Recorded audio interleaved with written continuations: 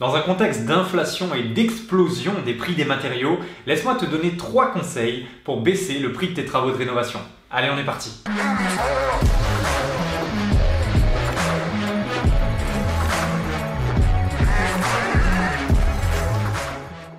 Cher Lion de l'immobilier, bonjour à toi, bienvenue dans cette nouvelle vidéo. Avant de commencer, tu sais que tu peux t'abonner à la chaîne en cliquant sur le bouton sous la vidéo avec la petite cloche pour être alerté à chaque prochaine vidéo qui sortira. Tu as également tous les liens pour aller plus loin avec nous dans la description. Va voir ça, je suis sûr que ça va t'intéresser. Dans cette vidéo, on va voir comment baisser le prix de ces travaux de rénovation. Puisque oui, cette vidéo sort dans un contexte où il y a l'inflation, il y a la guerre en Ukraine. Finalement, on met beaucoup de choses sur le dos de la guerre en Ukraine.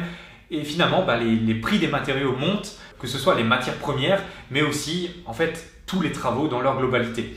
Donc cette vidéo arrive à pic et je vais te donner tout de suite 3 techniques pour baisser le prix de tes travaux de rénovation. La première technique, et c'est la plus logique, mais je préfère la rappeler, c'est déjà de comparer différents artisans. Il va falloir faire passer énormément d'artisans pour chaque poste. Forcément, quand tu vas faire venir des artisans dits multi-travaux, en général, ils seront toujours un petit peu plus chers puisqu'il y aura toujours cet aspect un peu maîtrise d'œuvre. Donc si vraiment tu veux tirer tes prix vers le bas, fais venir des artisans par poste spécifique. Et pour chaque poste, je te recommande d'avoir au minimum 2 à 3 devis pour bien comparer. Sur ces devis, il y a 2 choses que tu dois distinguer. La première chose, c'est le prix de la main d'œuvre et la deuxième chose, le prix des matériaux.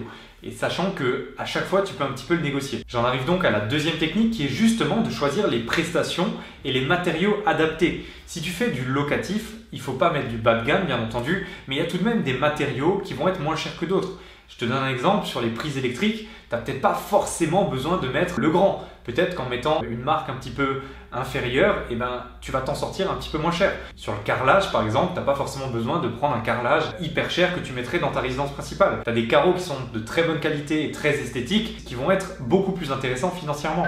Pareil sur les prestations, ça dépend de quel type d'entreprise tu passes. Tu as des entreprises qui sont un petit peu spécialisées haut de gamme, on va dire, sur des résidences principales, etc. pour les particuliers. Et donc forcément, ces entreprises auront aussi des prix haut de gamme. Si tu peux avoir un homme un petit peu à tout faire ou bien un auto-entrepreneur ou des entreprises qui ont tout simplement moins de charges, c'est normal qu'une grosse entreprise avec une secrétaire, avec un comptable, avec tous les salariés en fait à payer, va facturer plus cher ses prestations qu'une entreprise où il y aura 1 ou 2 salariés ou carrément un auto-entrepreneur. Et enfin, le troisième conseil, toujours pour baisser le prix des matériaux, ça va être parfois de négocier avec l'artisan pour fournir toi-même les matériaux. Aujourd'hui, il y a plein de matériaux que tu peux acheter toi-même. Je pense notamment à tout ce qui est sanitaire par exemple, tout ce qui est mitigeur de douche, bac à douche, parois vitrées de douche, les baignoires, les choses comme ça. C'est le genre de matériaux que les artisans aiment bien gonfler un petit peu. Là où toi, tu vas acheter ton mitigeur de douche peut-être 250 ou 300 euros, lui va peut-être te le facturer 400, 500 euros juste pour la fourniture. Donc derrière, il y a des 50 euros, 100 euros, 200 euros à gratter par-ci par-là.